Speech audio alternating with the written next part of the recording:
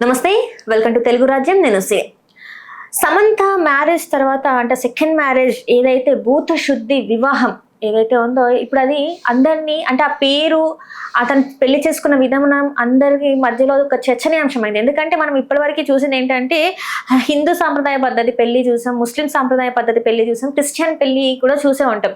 కానీ ఈ భూత శుద్ధి వివాహం అంటే ఏంటి అనేది చాలా మందిలో ఒక అంటే ఏంటి ఈ పెళ్లి అంటే దీన్ని ఏమంటారు, అసలు దీన్ని ఎలా చేసుకుంటారు అని చెప్పేసి చాలా చర్చనీయాంశమైంది. సో దీన్ని వివరించడానికి మనతో పాటు ఉన్నారు ప్రముఖ సినీ క్రిటిక్ దాసరి విజ్ఞాన్ గారు. నమస్కారం సార్. ఇప్పుడు చూసుకున్నట్టయితే సమంత గారి వివాహం ఏదైతే ఉందో భూత శుద్ధి లో చేసుకున్నారని చెప్పేసి మనకి వార్తలు వస్తున్నాయి. మనం ఇంతేమో నేను చెప్పినట్టు హిందూ వెడ్డింగ్ తెలుసు, మనకి ముస్లిం వెడ్డింగ్ తెలుసు, క్రిస్టియన్ వెడ్డింగ్ తెలుసు. ఈ భూత శుద్ధి వివాహం అంటే ఏంటి అసలు? ఇది ఎట్లుంటుందో చెప్పి తర్వాత వీళ్ళు ఎందుకు ఎలా చేసుకున్నారో మాట్లాడదాం. ఫస్ట్ భూత శుద్ధి అంటే భూతాలు ప్రేతాలు అయితే కాదు, ఏ భూత వైద్యులు కూడా చేయరు. ఇది ఈషా ఫౌండేషన్ వాళ్ళు ఇంట్రడ్యూస్ చేశారు. అండ్ ఇంట్రడ్యూస్ ఇన్ సెన్స్ ఎక్కువ మంది పరిచయం చేశారు. ఓకేనా, లింగ భైరవి దేవత దగ్గర ఈ వివాహాలు జరిపిస్తున్నారు. ఈషా ఫౌండేషన్ ని ఫాలో అయ్యే వాళ్ళు ఎక్కువ తరచుగా చేసుకున్నారు. రెండో పెళ్లిళ్ళు చేసుకునే వాళ్ళు కూడా ఎక్కువ మంది ఇలా చేసుకున్నారు. ఇది ప్రారంభ సంకల్పం ఒకటి ఉంటది, ఏం లేదు, మన ఓం భూం భువ స్వహతో ప్రారంభ సంకల్పంతో స్టార్ట్ అయ్యి తర్వాత ప్రాణాయామ మంత్రం, ఆ తర్వాత పృథ్వీ శుద్ధి, భూమి శుద్ధి, పంచభూతాలు, తర్వాత తేజస్సు శుద్ధి, ఆకాశం, ఆ తర్వాత వచ్చేసి జలశుద్ధి, పృథ్వీ శుద్ధి తర్వాత జలశుద్ధి, ఆ తర్వాత అగ్ని శుద్ధి అంటే తేజస్సు శుద్ధి, వెలుగు శుద్ధి, ఆ తర్వాత ఆకాశ శుద్ధి, ఆ తర్వాత వాయు శుద్ధి. ఇలా పంచభూతాల శుద్ధి లాగా చేస్తారు.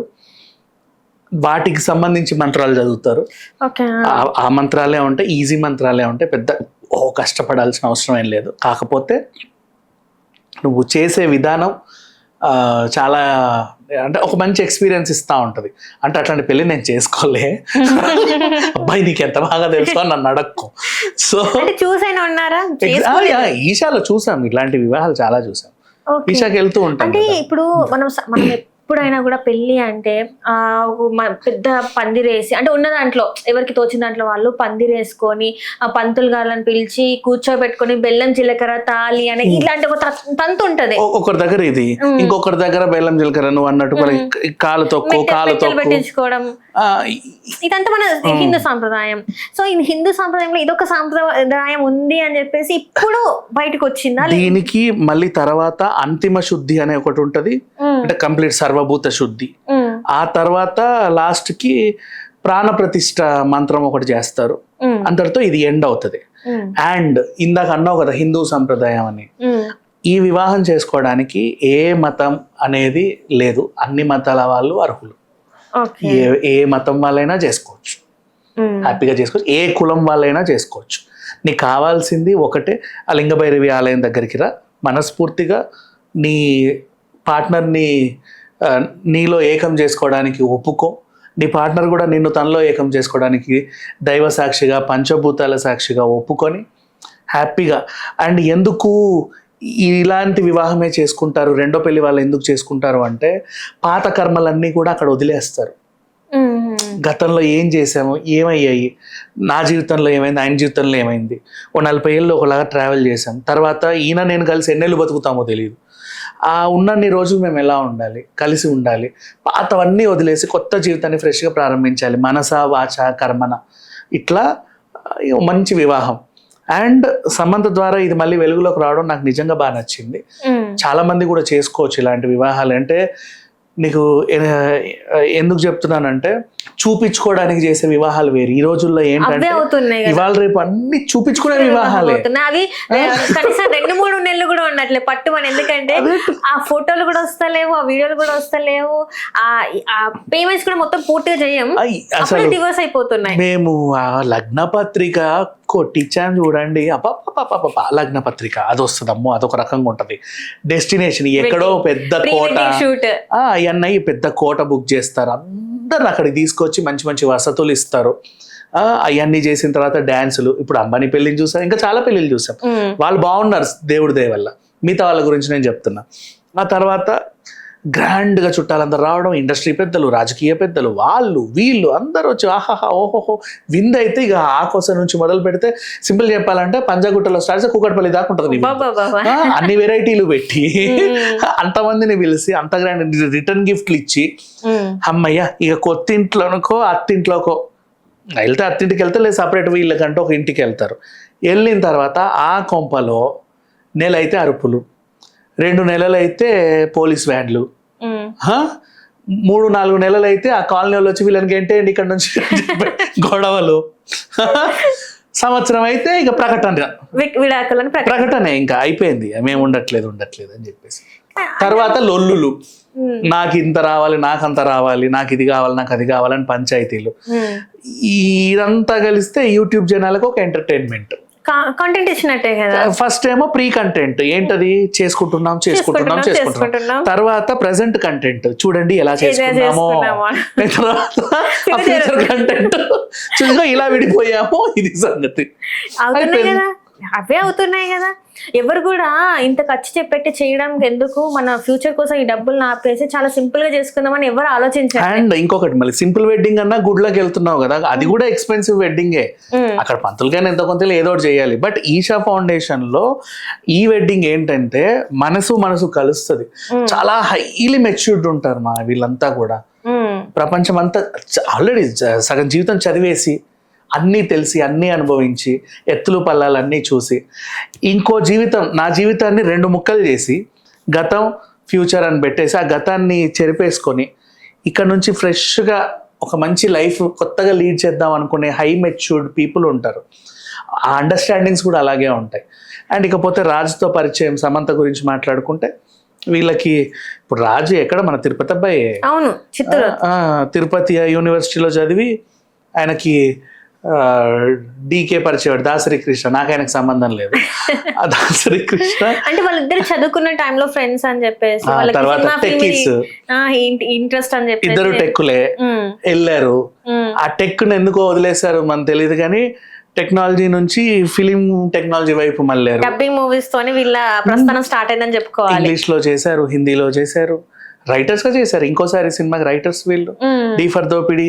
అండ్ తర్వాత ప్రొడ్యూసర్స్ ఒక ఇదేంటది ఫ్యామిలీ మ్యాన్ తో ప్రపంచవ్యాప్తంగా ఫేమస్ అయ్యారు. తర్వాత సిటాడెల్ కూడా వీళ్ళకి అందరినీ పరిచయం చేసింది. ఆ ఫ్యామిలీ మ్యాన్ సిటాడెల్ తోనే సమంతతో ట్రావెలింగ్ అయింది. అండ్ ఇంత హైలీ మెచ్యూర్డ్ పీపుల్, తను కూడా విడాకులు తీసుకునే ఉన్నాడు, ఈవిడ విడాకులు తీసుకునే ఉంది. ఆ ట్రావెల్ చాలా పద్ధతిగా అందంగా సాగింది. And people are very talented. వీళ్ళకి పని తప్ప ఇంకేం వేరే అంటే పని లేని వాళ్ళే మిగతా పనులు పెట్టుకుంటారమ్మా. పని లేని వాళ్ళకి ఎన్ని పనులు అంటారు చూడు. అందుకని వాళ్ళు చాలా పెట్టుకుంటారు. ఆ కొత్త కొత్త పనులలో కొత్త కొత్త అలవాట్లు, కొత్త కొత్త కొట్లాట్లు అన్నీ అవుతాయి. వీళ్ళకు ప్యాషన్ ఉంది అందులోనే. దానికి టైం సరిపోదు. పొద్దున్న లేసినప్పుడు రాత్రి వరకు సినిమా లేదా వెబ్ సిరీస్. అందుకోసం ఇలాంటి భూత శుద్ధి అనే ఒక ప్రక్రియ అంటే ఇలాంటి ఒక అందుకోసం కాదు, అంటే అంత హైలీ మెచ్యూర్డ్ పీపుల్, అంత మెచ్యూరిటీ ఉన్న వాళ్ళు మన బంధం కూడా ఇలాగే కొన్నాళ్ళు సాగాలి అనుకొని ఈషా ఫౌండేషన్ లో చేసుకొని ఈషా ఫౌండేషన్ సద్గురు ప్రకటన రిలీజ్ చేశారు, ఇలా వీళ్ళ వివాహం జరిగింది అని. అండ్ నెక్స్ట్ ఎవరు ఉంటారు చెప్పు, నువ్వు ఒక క్రిస్టియన్ అమ్మాయివి, సరే ఎవరినో పెళ్లి చేసుకుంటే మతం మారావు, ఆయనతో విడాకులు అయిపోయాయి, మళ్ళీ నీ మతంలోకి నువ్వు వెళ్ళిపోవచ్చు. నేను మనసా వాచా ఒకటి నిర్ణయం తీసుకున్నానంటే దానికే అంకితం అయిపోవాలి అని చెప్పి నిజమైన హిందువులు కూడా ఏదో దేవుడు కనిపిస్తుంది అని వదిలేస్తారు. కానీ తిరుపతి మెట్లు ఎక్కుతారు మా ఎవరైనా, తిరుపతి మెట్లు, పళని స్వామి టెంపుల్లో మెట్టుకి దీపము, నెక్స్ట్ ఇంకా చాలా ఈషాకి రెగ్యులర్గా వెళ్ళి రాత్రంతా శివరాత్రి జాగారం చేసి పూజలు చేసి మెడిటేషన్లు చేసి. అంటే అమ్మ మతం మారితే ఏదో ఉంటారు కానీ నోములు వ్రతాలు ఎవరు చేయరమ్మా, అభిషేకాలు నోములు వ్రతాలు నిజంగా ఎవరు చేయరు. ఎవరిని చూసావు చెప్పు, ఎంతమందిని చూసావు? అంటే ఆ మొగుడు చాలా స్ట్రిక్ట్ గా ఉంటే ఊరికే పక్కన వచ్చి ఇట్లా కూర్చునే వాళ్ళని చూసాం కానీ మనసావాచ వాళ్ళు చేయడం ఎప్పుడు చూడలే. నేను ఒక దేవుడిని మార్చుకున్నాను, ఆ దేవుడు నాకు న్యాయం చేశాడో లేదో నాకు తెలియదు, ఈ దేవుడు నాకు న్యాయం చేస్తాడని నమ్ముతున్నాను. సంథింగ్ అక్కడున్న ఆ దేవుడు ఇక్కడున్న ఏ దేవుడే, ఆ దేవుడు కెరీర్ని ఇచ్చాడు, ఈ దేవుడేమో నన్ను వైవాహిక బంధంలోకి తీసుకొచ్చాడు, తర్వాత నా జీవితం ఇలా సాగింది అంతే. దేనికి ఒక టాస్క్ తీసుకుంటే దానికి డెడికేషన్గా ఎవ్వరు ఉండరమ్మ ప్రపంచంలో. సమంత అలా ఉంటుంది, సచ్ ఎ బ్యూటిఫుల్ సోల్. అందుకే అందరికీ ఇష్టం. 15 ఏళ్ళైనా ఇంకా ఉంది. అండ్ ఇంకొకటి చెప్తున్నా విను, నాగ చైతన్యతో ప్రేమ తర్వాత పెళ్ళి నుంచి మొదలు పెడితే విడాకులు, తర్వాత ఈ రోజు వరకు కూడా సమంతే ఒక సెక్షన్ ఆఫ్ యూట్యూబ్ని బతికిచ్చింది తెలుసా. అంటే సమంత సమంత సమంత. ఆయన ఎవరిని పెళ్లి చేసుకున్నా సమంత సమంత సమంత. ఈమె సినిమాలు చేస్తే సమంత విడాకులు. మధ్యలో అనుకోకుండా ఆ మంత్రి ఒక ఆమె వచ్చి సమంత ఆ రోజు మళ్ళీ చర్చ. ఎప్పుడు బిగ్ బాస్ లో సమంత పాట వస్తే మళ్ళీ చర్చ. ప్రతిసారి నాగ చైతన్య పెళ్ళి 1 year అయినా మళ్ళీ సమంత. ఇప్పుడు ఇంకొక 2-3 days అయితే 1 year మళ్ళీ సమంత. అంటే సమంత, అంటే సమంత. సో ఇక్కడతోని వీళ్ళ అంటే ఎవరి లైఫ్ వాళ్ళు బాగుండాలి, ఇంకా వీళ్ళని కలిపి ఇలాంటి న్యూస్ రావద్దని చెప్పేసి కోరుకోవచ్చా మనం, అనుకోవచ్చా? అండ్ సి వీళ్ళు నాగ చైతన్యతో సమంత కలిసి ఉంటే వచ్చిన అభిమానులు వేరు. వీళ్ళు విడిపోయాక వాళ్ళు ఏం చేయాలో తెలియక వెళ్ళిపోయారు, వదిలేద్దాం. తర్వాత అంటే సమంతను రక్కి విడాకులు తర్వాత ఎవరికి విడాకులైనా సరే వీళ్ళని గుర్తు తెచ్చుకొని వాళ్ళ గురించి రాస్తారు. గతంలో కూడా సమంత నాగ చైతన్య, తర్వాత ఇప్పుడు వీళ్ళు ఇలా విడాకులు తీసుకున్నారు. వీళ్ళు కదా విడాకులు తీసుకున్నారు, వాళ్ళు ఎందుకు మధ్యలో వచ్చారు? అసలు ఎలాంటి ప్రాబ్లం వచ్చిందో మనకు తెలియదు, మనం వెళ్ళి చూడలేదు, మనకు తెలియదు. వాళ్ళ పర్సనల్ గా ఎట్లాంటి ఇష్యూస్ అనేవి కూడా తెలియదు. అయినా కూడా ఇందువల్లనే విడిపోయారు, ఇదే జరిగింది. అండ్ ఇంకొక న్యూస్ కూడా చూసినట్టయితే ఈ విడాకులు అవ్వడానికి కారణం ఏంటంటే అప్పుడు అది ఇదే ఈ సిరీస్ వల్లనే అని చెప్పేసి మళ్ళీ ఒక న్యూస్. అవును, అసలు ఏంటి ఇప్పటికి కూడా వీళ్ళని ప్రశాంతంగా వాళ్ళ లైఫ్ వాళ్ళు అట్లీస్ట్ ఇప్పటి నుంచి అంటే ఇప్పుడు నుంచి నువ్వు డిస్టర్బ్ చేసినా వాళ్ళు డిస్టర్బ్ అవ్వరు. ఎందుకంటే ఆ వివాహం అంత మెచ్యూర్డ్ గా వివాహం చేసుకున్నారు. అంత మెచ్యూర్డ్ గా వివాహం చేసుకున్నారు అంటే వాళ్ళకు కూడా మెచ్యూరిటీ స్టాండర్డ్స్ పెరిగాయి. అనేవాడు ఎప్పుడు అక్కడే ఉంటాడు, మా పనులు మేము చేసుకుంటాం. నువ్వు ఇప్పుడు వెళ్ళి రక్కినా కూడా రక్కించుకునేదానికి సిద్ధంగా లేదు.